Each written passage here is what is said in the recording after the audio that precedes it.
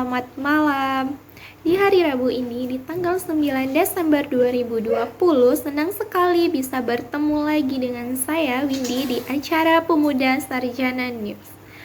Baiklah, selama 10 menit ke depan nanti, aku bakalan nemanin waktu luang kalian dengan sedikit memberikan sebuah informasi terkait apa aja sih yang tengah viral sekarang ini. Nah, buat yang mau tahu, stasiun terusnya di 107,9 FM Pemuda Sarjana.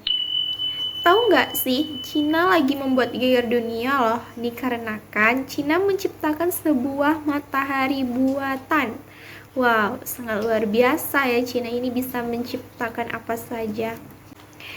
Dimana matahari ini sangat berfungsi banget buat negara Cina. Tetapi matahari buatan Cina ini sangat beresiko besar loh. Dampaknya juga nggak main-main. Dampaknya bisa membuat seluruh permukaan bumi, bahkan bumi ini sendiri pun meleleh. Wah, luar biasa banget resikonya dan nggak kebayang nih kita gimana nantinya. Meski demikian, Kepala Pusat Teknologi Keselamatan Reaktor Nuklir Batan, Dandang Purwadi, menyebutkan bahwa risiko kebocoran itu sangat minim.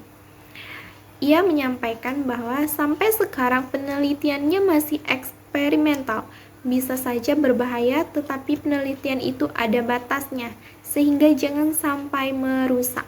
Dari segi panasnya yang keluar itu besar sekali, bisa melelehkan apa saja di permukaan bumi. Sebelumnya, para ilmuwan di Cina bersama dengan sejumlah penelitian lain dari sejumlah negara berhasil menyalakan sebuah matahari buatan ini dengan memanfaatkan energi nuklir. Energi yang dihasilkan matahari buatan ini melebihi 15 kali panas matahari inti sesungguhnya. Wah, sangat luar biasa sekali panasnya, berarti ya bisa membuat meleleh permukaan bumi loh. Namun dalam penelitian itu, energi nuklir yang dihasilkan sangat berfungsi pasti tidak banyak, ada dalam ukuran yang bisa dikendalikan. Untuk mencapai reaksi fusi, tabung tokamak dipanaskan dengan suhu sebesar 1 miliar derajat Celcius atau 10⁹ derajat Celcius. Sangat panas sekali, luar biasa. Namun, setelah digunakan menghasilkan energi panas itu, tabung silinder yang berbentuk seperti donat perlu didinginkan untuk bisa digunakan kembali. Untuk menjaga energi tersebut tetap berada dalam wadah, lapisan dalam tokamak ya namanya, memanfaatkan gaya magnet berupa pertemuan dua kutub positif sehingga menghasilkan energi secara tolak-menolak. Dengan memanfaatkan gaya magnet tersebut, plasma yang sudah tercipta bisa tergantung di tengah tabung yang berbentuk donat itu, lalu sehingga panasnya bisa dipastikan tidak akan menyentuh tabung dan minim risiko kebocoran. Sementara itu, Akademis Fisika Nuklir Universitas Pertahanan Mutia Meireni menjelaskan jika terjadi kebocoran dalam reaksi fusi tersebut, dampaknya tidak sebanyak kebocoran dalam reaksi fisi. Proses fusi tersebut menggabungkan unsur ringan sehingga menjadi unsur yang lebih berat. Sementara proses fisi dalam pembentukan energi nuklir memecahkan atom menjadi beberapa bagian. Proses yang kedua ini lebih berbahaya sebab reaksi yang dihasilkan tidak akan pernah berhenti. Sementara reaksi fusi yang digunakan dalam HL-2 mm tokamak lebih minim risikonya. Sebab jika terjadi kebocoran yang keluar adalah unsur ringan.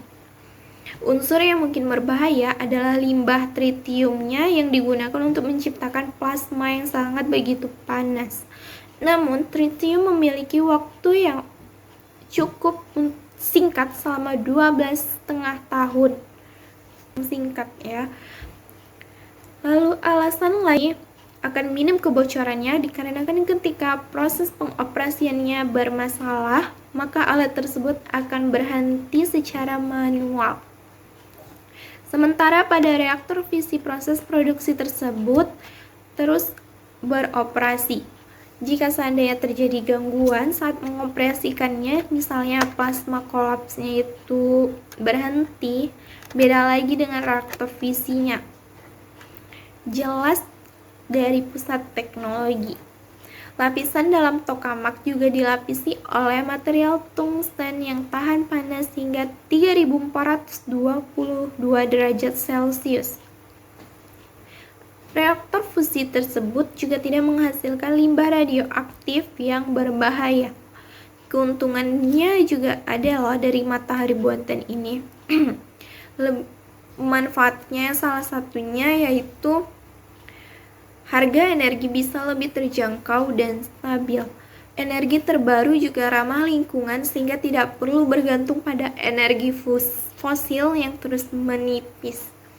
Tentu banyak sisi positif energi akan murah, ramah lingkungan karena bahan bakar bisa diambil dari air laut. Sekian sedikit informasi terkini dari saya, semoga bisa membantu sedikit pengetahuan para sahabat pemuda semuanya. Terima kasih buat para pendengar setia 107,9 FM Pemuda Sarjana. Semoga bisa kita bertemu lagi di lain waktu di acara yang sama dan di jam yang sama pula. Saya Windy pamit undur diri. Wassalamualaikum warahmatullahi wabarakatuh.